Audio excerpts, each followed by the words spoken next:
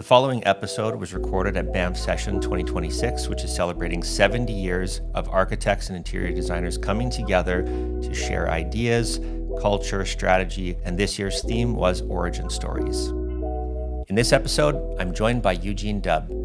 Gene is a first-generation Ukrainian Canadian, and he founded Dubb Architecture in 1975, which he currently still leads today with his son Michael. He served on Edmonton City Council from 1977 to 1980, and he's well known as the architect of Edmonton City Hall, amongst many other incredible buildings and accomplishments throughout the city. He was inducted as a member of the Royal Canadian Academy of Arts in 2014. I'm your host, Kelso Brennan, and I'm genuinely curious about strategy, business, architecture, design, and talking with the people behind big, bold ideas.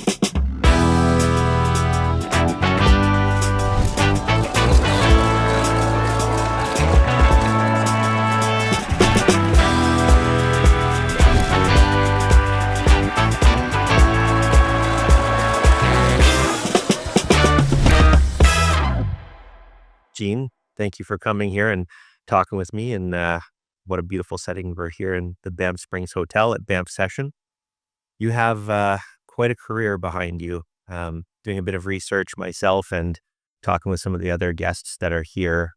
You've got an incredible reputation in the architecture industry and a long-standing career and built an amazing firm. I was going to just reach back into some time long ago. You had started Dubb Architecture in 1975, is that right? That's right.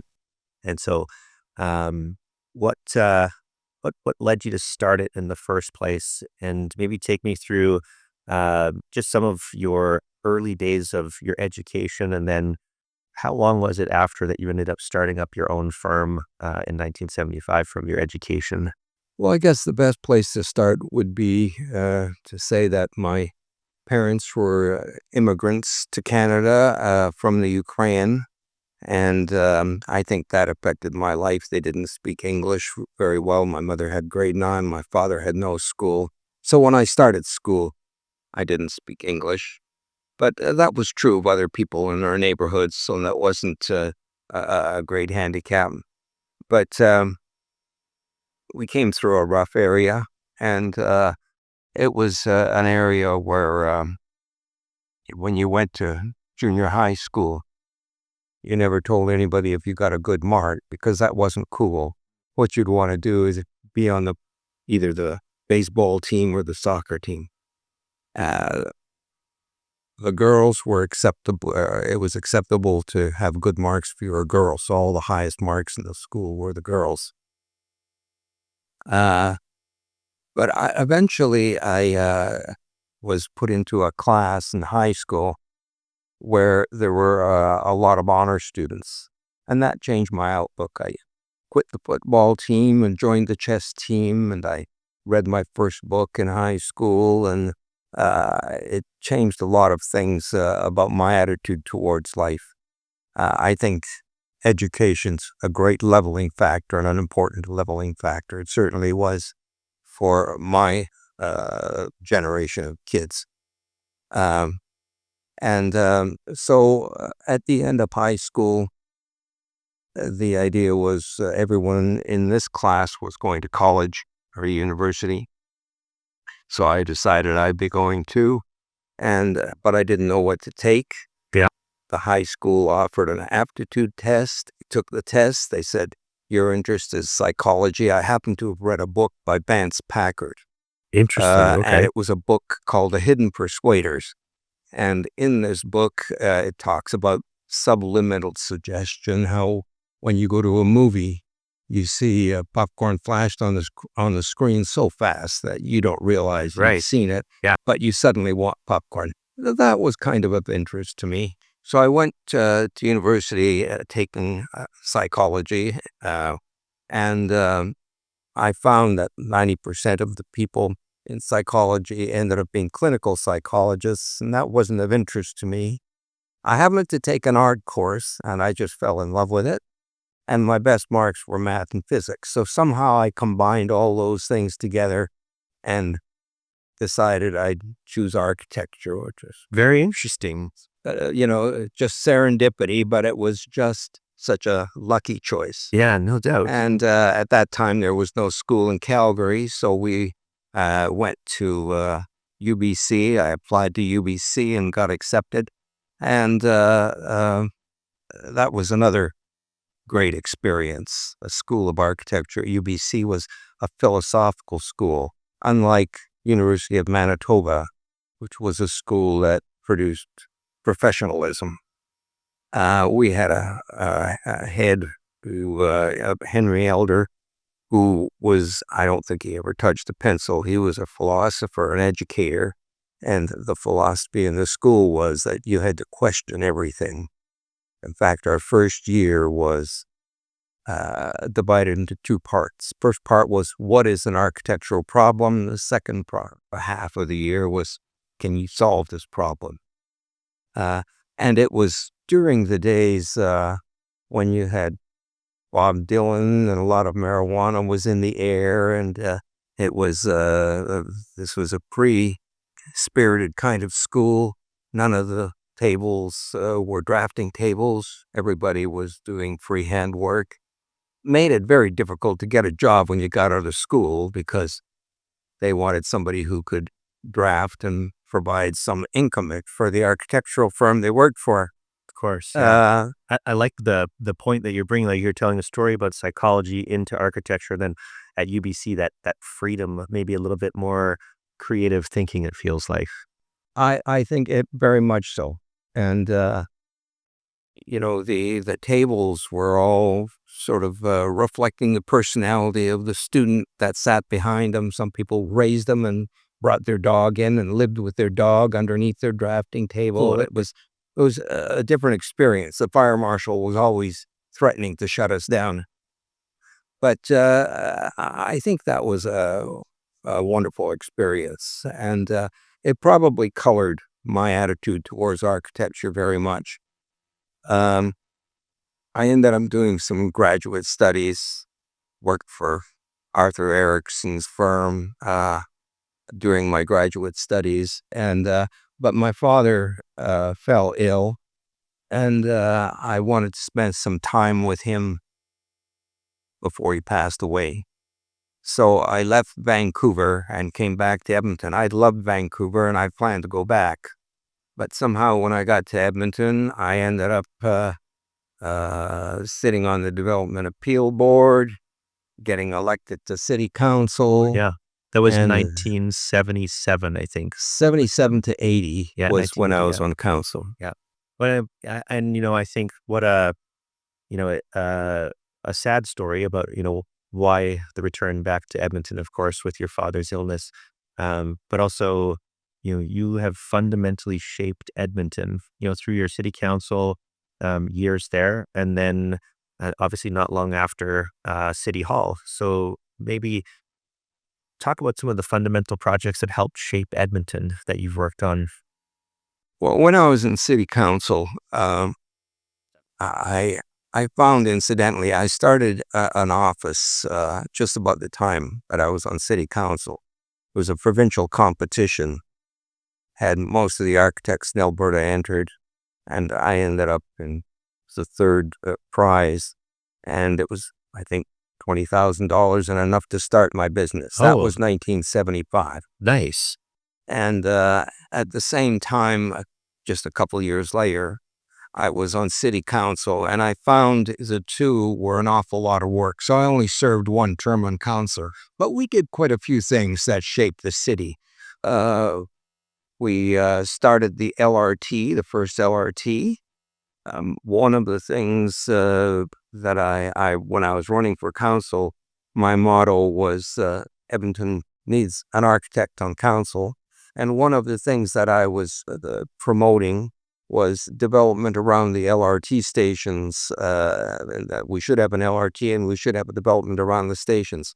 Unfortunately, they decided to build the LRT along an existing track, and nobody wanted to live along the existing track, so they became a park and ride solution to I see. LRT. Nonetheless, it was the early LRT in Canada. Another thing is, stopped the freeway from going through the river valley. That's And And you wouldn't believe the impact, I had just finished talking about that and with another guest on the podcast about, as long as responsible decision makers were in power, that river valley would remain as beautiful as it is today. So It is. thank you for that. And stopping the freeway, that's such a, it's funny about saying what things you did to shape Edmonton, and in some cases, what things you didn't do. And in that case, helped something that not pass through the middle, which is great. Yeah. Yeah, I think that worked well. I did find it was far too much work being on council and starting a practice, so I only served the one term. But speaking of that LRT in that river valley, at that time, my parents used to help me. I'd buy an old house, and my mother would paint it, my father would fix the foundation, and then I'd sell it, and eventually I'd do this 2 or 3 times, and I bought a brewery in the river valley, right along the river. Very nice. So when I started my practice, Eva Bartel, an architect from Toronto, came to work for me. And talk about serendipity, she came and she chose our firm strictly because it was on Stony Plain Road. Pretty romantic name, but Stony Plain Road isn't that romantic, at least not the part that I was on. So she came along, and she got pregnant and decided to get married. So at this time we moved into this old brewery in the river valley.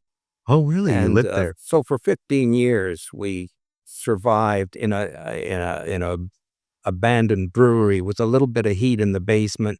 Our kids grew up there, and they all had their own quilt. We'd all be watching TV with our quilts. The floors were all sloped, so if one of the kids spilled orange juice, you just threw a rag in the corner and it all collected. It sounds like you have fond memories. It sounds like a little bit of a challenging time, but some fond memories that are coming from it. How many kids do you have? We have 3 kids, and 2 of them are architects. So my wife is an architect, I was an architect. My daughter's an architect, works for this large firm in New York, KPAF. And my son is my partner in our firm. Very good. So that worked out very well. My son was a very sensible fellow, and we used to catch mice every day, and he wouldn't let us kill them. So we'd take them over to the ledge, and we'd drop them at the ledge. And we'd drop it one time, and a big bird came along and scooped up the mouse before we could do anything about it. And he didn't know if he should laugh or cry. It was just one of those funny things. But starting a practice was I think worked out very well for me. I like the independence of being on your own. Yeah. May I contrast for this, and maybe for some listeners that have never met you before, to say from 1975 from Dub Architecture to more so what Dub Architecture is today. What are some of the more iconic projects that you guys have worked on, and maybe what is the reach or the employee level that you guys have now? This episode is supported by High Signs. I know not everybody likes commercials, but I do want to make a note that as the managing director of High Signs, we're here to help support architects and interior designers. And I've been fortunate to work on projects in Reykjavik, Iceland, Hawaii, Montana, Banff, Jasper, Calgary, Edmonton, and beyond. We like to focus on placemaking, wayfinding, and architectural signage. Our design team help with sign planning, content schedules, mapping, engineering, fabrication, and installation. Whether it's a public art installation or campus wayfinding, we're here to help. High Signs. Let's build something great together. We're not a large firm now. We have less than a dozen people, including Michael and myself, my son. And we have been up to 40 or 50 people. I was a partner with other people, and then as the people changed, I went on my own. One of the things that always attracted me was competitions, and our most iconic project would be City Hall. It is very And it's a beautiful. result of a long saga of a story. Originally, when I was on council, we got a report saying the city hall that we were in was inadequate. A council chamber was too small. There there were no committee rooms. The envelope was leaking terribly and had to be replaced. No underground parking. So they recommended a new city hall. And I was big on competitions and suggested a competition, but it took forever. By the time they got around to getting it approved by the Architectural Association and through city administration, I was off council. So I asked if I would be able to submit. The association said, of course, you're no longer with the city. No conflict of interest. And No for conflict the of interest. listeners' perspective, City Hall came along in 1992. Now, that was the second city hall. Oh, the second City Hall. Okay. First city hall would have been 1981, 82. So still many years from your council, ended in 1980. Couple years Yeah, out. so still a few more years. And it was quite an interesting process because it was about 100 submissions. It was a major competition, a national competition. All the big firms in Canada submitted. And I was surprised. I don't think Doug Cardinal submitted, but nonetheless, all of the Do you think that would have big changed the Toronto outcome? firms, I don't know, but certainly he would have done an interesting project because he did the city hall in St. Albert. Yeah. It's a wonderful facility. Yeah. Nonetheless, when they determined the winner and they opened the envelope and it was me, I understand, I heard this secondhand from people who were in the room, that there was it was a silence because I had just gotten off council and it looked suspicious. But the primary judge, or the most influential judge Deciding and the factor. jury, member of the jury, was Norman Foster. And Norman Foster's major architect, along with Frank Gehry, and he's probably considered the preeminent architect in the world, perhaps, now, today. At that time, they said he was a guy in a black leather jacket, and he To was become legends. adamant about what should happen. Yeah. And so he selected, or they selected our submission. And the concern was that it was a major project. It was 900,000 square feet, and it was like $100 million.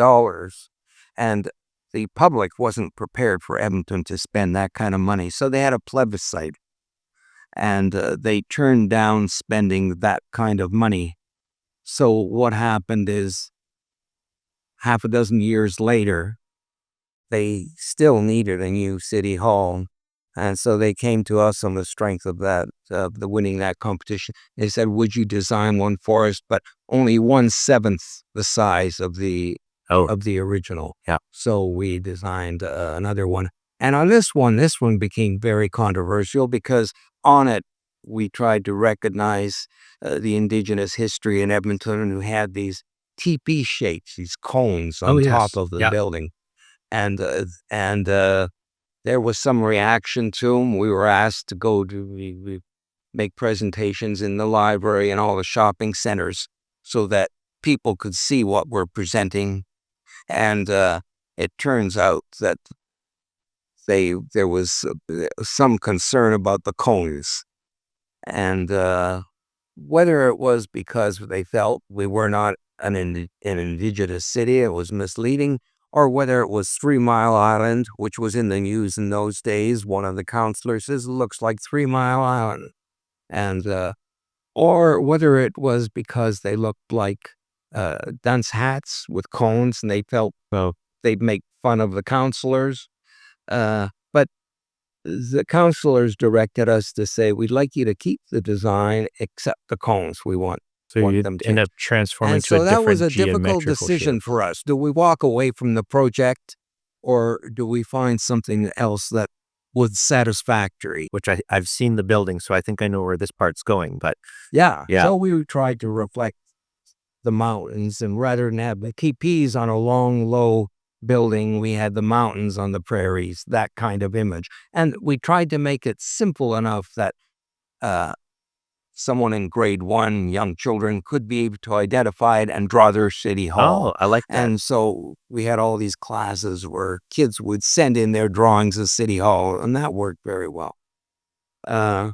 So eventually it did get built, but it was quite a controversial project. When you were going through that, did you take into account Churchill Square and some of the art center in the downtown Stanley Milner Library and what was going to be around it? We did. And our scheme actually had a walkway around, a raised walkway all around Churchill Square, so it could become part of an outdoor theater.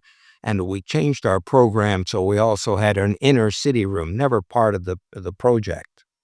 And but they did they had a competition which we didn't enter, but they chose a different design for Churchill Square. Nonetheless, one that was effective and incorporated our use of the pool in front of City Hall, because we had designed a pool in front of us.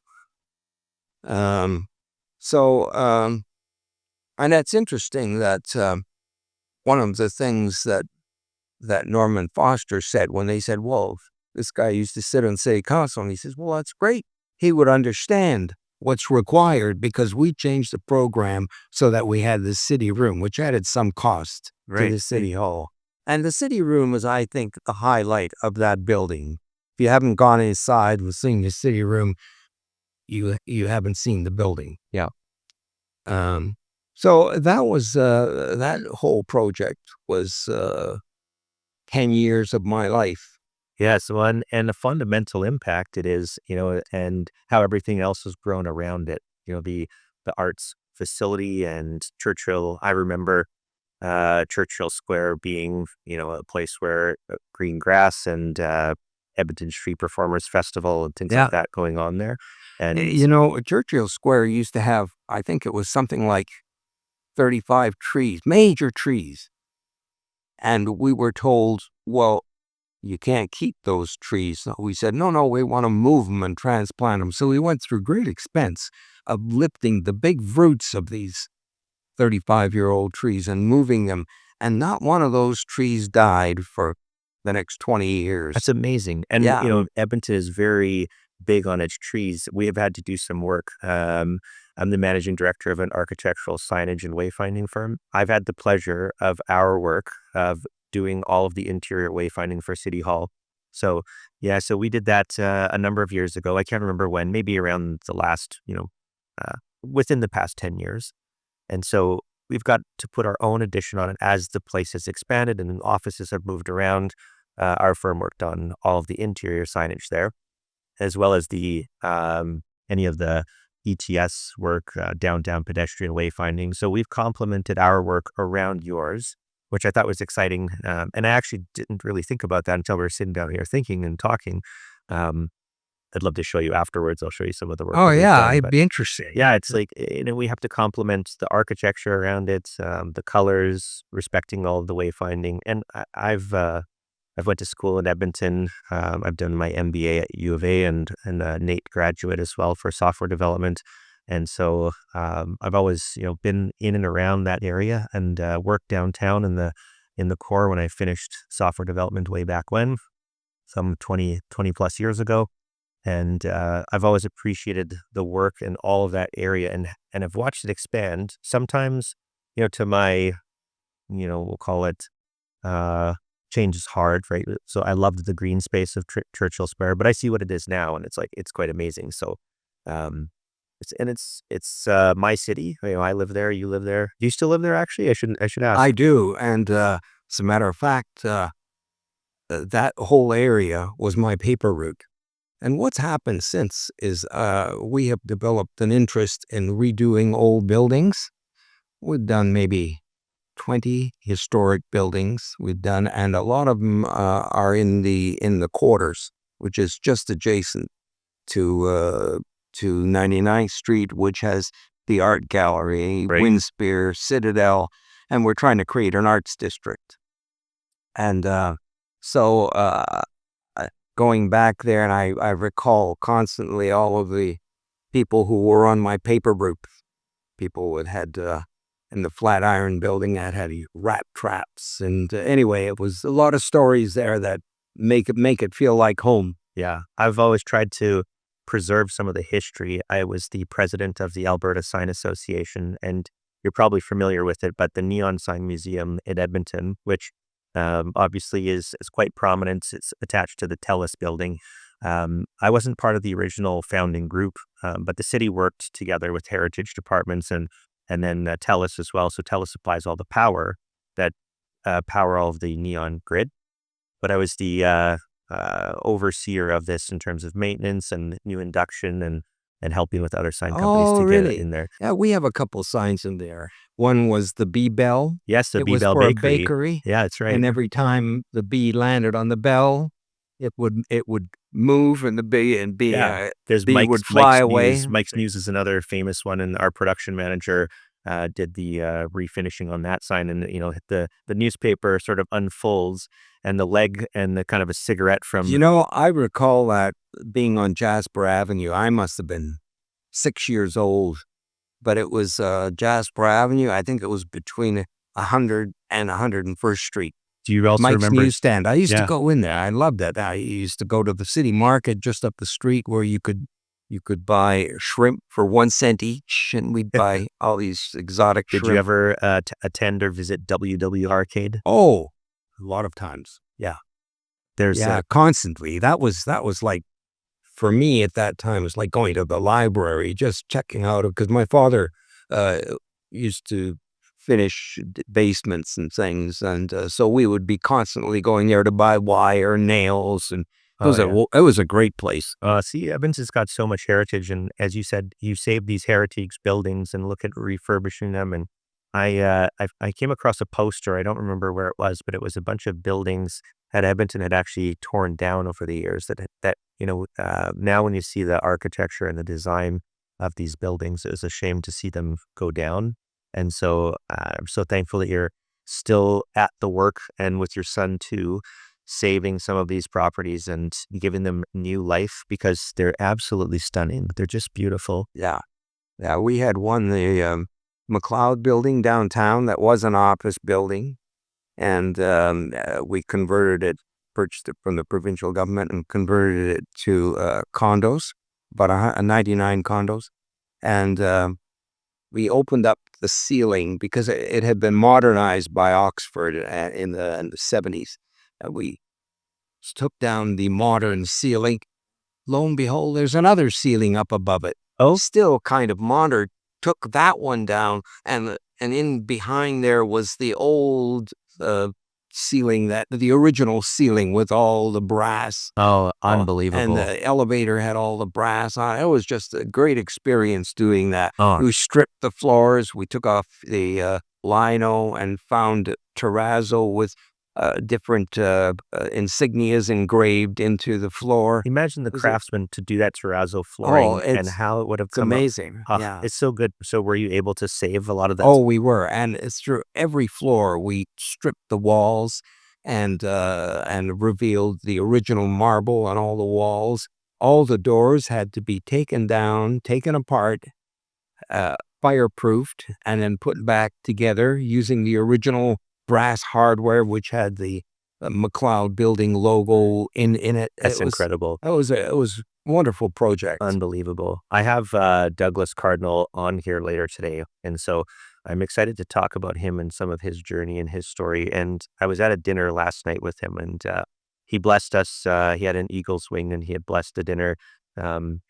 I feel extremely fortunate to be able to interview him and yourself as well. Have you ever come across some of his work or bid against each other, like your competition I side think of St. things? Mary's in Red Deer was one of his early works, and I think one of the great buildings of all time in the world. I think it's a wonderful building. I think we're so lucky to have Doug Cardinal as an Albertan. Yes, unbelievable. He's an amazing guy. I would say when I was talking about having him on this podcast, as well as yourself, you're very highly revered. So I wanted to say thank you very much for spending the time with me today. You've got a great reputation in this industry. You've made a huge impact on the city of Edmonton. I live there now, so I want to say thank you for that very much. And thanks again for spending time with us today. It means a lot, Gene, and I wish you all the success going forward, and for your son as well for Dub Architects. Well, thanks. Thank you very much.